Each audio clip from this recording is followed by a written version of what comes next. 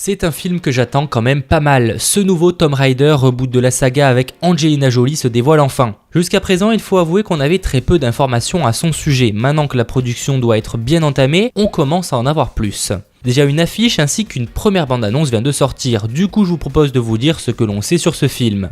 Et je vais répondre à la plus grosse question, son histoire, et en voici le synopsis.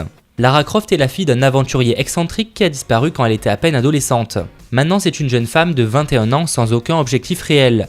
Lara Croft navigue un petit peu entre les différents boulots et en même temps elle en profite pour suivre des cours. Mais elle s'y rend très peu. Déterminée à forger son propre chemin, elle refuse de prendre les rênes de l'empire mondial de son père, aussi fermement qu'elle rejette l'idée qu'il est vraiment parti. Tout le monde lui conseille de faire face et d'aller de l'avant après 7 ans sans lui. Mais elle ne veut pas s'y résoudre et continue de se casser la tête pour comprendre cette mort. Pour ce qui est du casting, le film met en vedette Alicia Vikander dans le rôle principal. Et à la réalisation on se retrouve le nom que je n'arrive pas du tout à prononcer, Roar Utog. On ne sait pas encore grand chose de ce film, mais il s'annonce très différent des premiers. L'actrice explique que l'héroïne sera un peu comme Madame Tout-le-Monde qui finit par devenir l'aventurière que l'on connaît aujourd'hui. Ce changement risque de surprendre mais aussi d'exciter les spectateurs. Bon, sinon pour ce qui est de l'affiche, elle nous permet de découvrir l'actrice dans le rôle de Lara Croft. Cependant, elle fait débat. Je trouve pour ma part que c'est un petit peu facile de la critiquer et que même si elle est assez simple, elle est quand même très jolie. De plus, même si je sais que nombreux ne seront pas d'accord avec moi, je trouve que l'actrice correspond plutôt au rôle, à première vue en tout cas. Ce qui est sûr, c'est qu'on a tous très hâte de découvrir ce film qui sortira donc en mars 2018 dans les salles de cinéma. C'était Mathéo, ciao tout le monde.